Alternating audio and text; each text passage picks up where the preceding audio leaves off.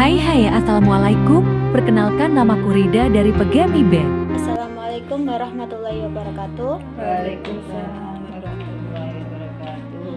Di sini saya mau menjelaskan sedikit tentang organisasi. Organisasi itu kalau dalam bahasa umum tuh wadah untuk kita belajar. Tapi dalam segi bahasa Indonesia atau segi umumnya itu, organisasi itu sebuah wadah yang tepat jika seseorang itu ingin mengasah menjadi sesuatu hal yang lebih baik. Jadi ini kalau kita ikut organisasi, kita itu bisa mengasah kemampuan kita, pengetahuan kita, atau mungkin sesuatu yang terpendam atau sesuatu kemampuan yang terpendam di dalam diri kita. Tanya Mbak Rida, Oke, monggo. apa manfaat organisasi Mbak Rida untuk saya atau untuk kita Mbak Rida? Manfaat organisasi bagi orang yang belum atau orang yang sudah.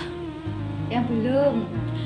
Kalau manfaat organisasi bagi yang belum atau yang mau ikut organisasi atau punya keinginan untuk organisasi tapi masih ada keraguan, itu salah satu manfaat organisasi itu salah satunya memperluas jejaring atau dalam bahasa lain memperluas pengetahuan atau memperluas sosialisasi. Jadinya kalau kita itu ikut organisasi kan otomatis kita itu punya teman yang banyak atau teman yang lebih dari satu lah, teman dari 1, 2 itu kan mestinya orang itu atau temannya kita dalam satu organisasi itu kan orang yang berbeda dari kita, entah itu dalam segi daerah atau dalam segi apapun. Terus yang selanjutnya itu menambah pengetahuan dan wawasan. Ya pasti kalau kita itu ikut organisasi terus kita itu punya teman yang banyak atau teman yang macam-macam, kita kan jadi tahu tentang kebiasaannya temannya kita, tentang wawasannya temannya kita kan juga tahu. Terus yang ketiga, melatih jiwa kepemimpinan. Maksudnya melatih jiwa kepemimpinan, misalnya ya kalau kita ikut organisasi seperti PPNU, misalnya organisasi IPPNU. Biasanya kalau organisasi IPPNU itu setiap anggota itu punya peranan masing-masing dan memiliki tanggung jawab. Jadi intinya melatih jiwa kepemimpinan itu memiliki tanggung jawab terhadap orang lain. Terus yang selanjutnya itu melahirkan semangat kerjasama. Ya pasti kita kan organisasi dengan orang yang banyak ya, orang yang banyak. Ya itu kan mau tidak mau kita itu harus kerjasama. Kalau kita nggak kerjasama ya nggak usah ikut. Udah cepet itu. Kalau kita ikut organisasi, kendalanya biasanya apa aja? Kendala kalau kita itu ikut organisasi lebih ke kekurangannya. Lebih kekurangannya kalau kita itu ikut organisasi, komunikasi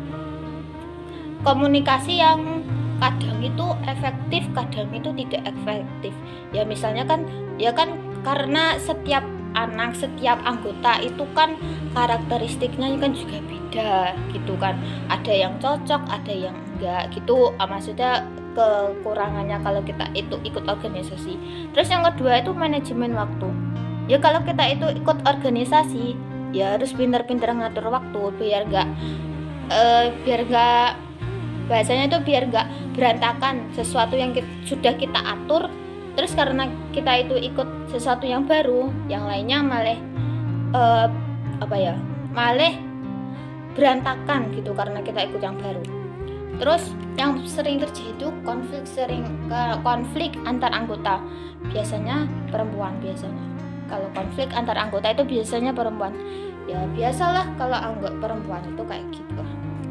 Terus belum tentu. ya, tapi kalau diperbandingannya antara laki-laki ya, laki-laki dengan perempuan itu kan lebih sering konfliknya kan perempuan. Soalnya perempuan itu kan memakai hati, tapi kalau laki-laki itu memakai akal gitu. Terus pembagian tugas ya misalnya kayak sesi dokumen atau sesi apa gitu di organisasi. Terus yang kerja itu cuma si CEO-nya aja, cuma ketuanya aja, terus anggotanya enggak gitu misalnya. Udah gitu. Sudah Mbak Rida, sudah paham. Insya Allah sudah paham. Ya sudah Sudah. insya Allah. Ya, mungkin cukup sekian sedikit penjelasan dari saya. Menawi ada kurangnya saya mohon maaf yang sebesar-besarnya. Sama-sama. Assalamualaikum warahmatullahi wabarakatuh. Waalaikumsalam warahmatullahi wabarakatuh.